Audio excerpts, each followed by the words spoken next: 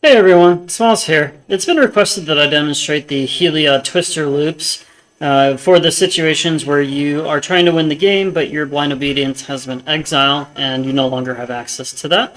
So let's dive in. The twister loop can be done a few different ways. Today I'm going to demonstrate probably the most complicated version of it, since it requires a capsize and a coveted jewel to be in your hand, and a reduction of 6 or greater. In other words, your opponents have drawn at least 6 cards or more. Again, for this demonstration, we're going to assume that there is no interaction happening from our opponents, and that we can proceed to perform our process as we need to. So we'll begin the loop by casting Coveted Jewel. Coveted Jewel will enter the battlefield and draw 3 cards. We'll then tap the Coveted Jewel for 3 blue mana. Spend 2 of that to cast Capsize targeting Coveted Jewel with buyback. This resolves returning both Capsize and Coveted Jewel to hand. We are now back at the beginning of that loop with an extra mana in our mana pool and an extra 3 cards in hand, and we're ready to continue that process. From here, we'll propose a loop to our opponents where we continue to draw through the deck until we find what we need, again generating mana as we go if we need it. So we'll start flipping cards off the top until we find, our goal is to find a memory jar and a twister effect. So we're going to go 3 cards at a time, since that's what the Coveted Jewel tells us to draw.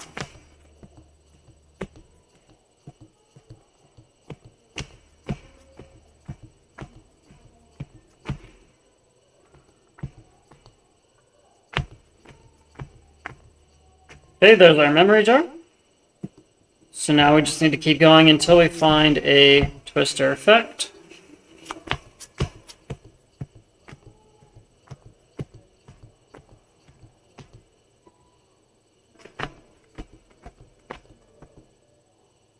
The reason that I'm demonstrating this without a specific library is to demonstrate different scenarios that might happen depending on where the twister effects are.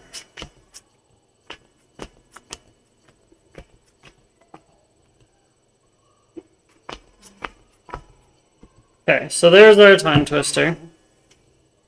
So at this point, we can stop the loop with a memory jar in hand, a time twister in hand, all of this in our hand, as well as capsize in hand, and Coveted Jewel on the battlefield. From here, again, our goal is to have a larger library than our opponents, since we're trying to force them to deck out or draw from an empty library. So what we'll do from here is go ahead and cast all of our permanent spells onto the battlefield. I'll just sort through this and put them into a pile for brevity. Again, we're going to ignore all effects that might trigger outside of our capsize Coveted Jewel for the sake of this demonstration.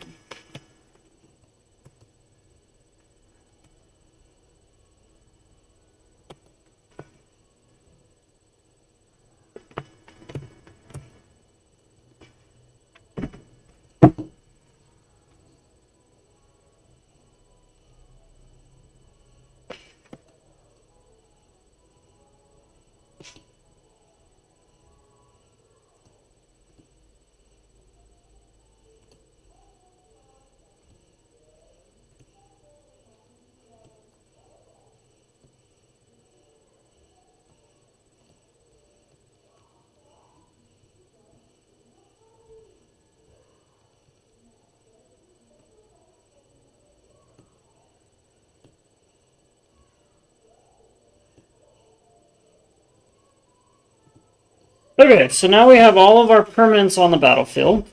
Our hand remains of Time Twister, Memory Jar will also be on the battlefield here.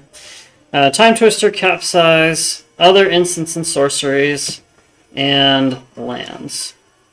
So let's just sort out the lands. From here, what we can do as well is cast all of our instants and sorceries and Flusterstorm them.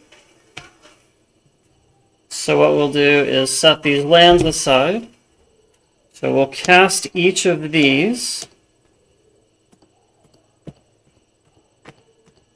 Put them all on the stack on top of each other.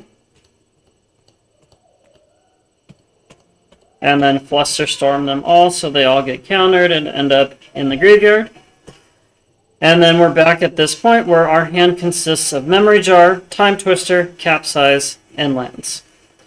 From here, we capsize the Coveted Jewel, hold priority. Before this resolves, we're going to cast Timetwister. Before Timetwister resolves, we're going to activate Memory Jar, sacrificing it, putting it in our graveyard. That means we set aside our hand, face down, our opponents do the same, and draw 7 cards. From here, our Timetwister will resolve, so we'll shuffle our hand and our library into our graveyard. Our hand and graveyard into library.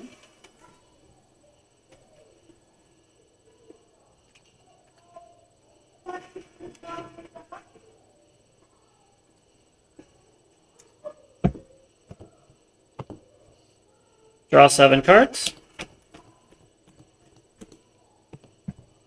Okay. We'll check to see we've got our Twister effect and our Memory Jar. These cards can go here. Then Capsize will resolve, bouncing Coveted Jewel. And we're back at the start of our loop. So we can cast Coveted Jewel, draw 3. Cast Memory Jar.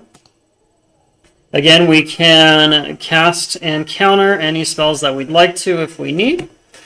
But from here, we can cast Capsize, targeting Coveted Jewel, hold priority, cast Echo of Eons, hold priority, and activate Memory Jar, setting these cards aside. Our opponents, again, are also setting 7 of their cards aside. We'll draw here. Resolve the Echo, shuffle this back into our library, draw 7, resolve the Capsize, and we've now demonstrated the Twister loops where we are slowly exiling cards with Memory Jar.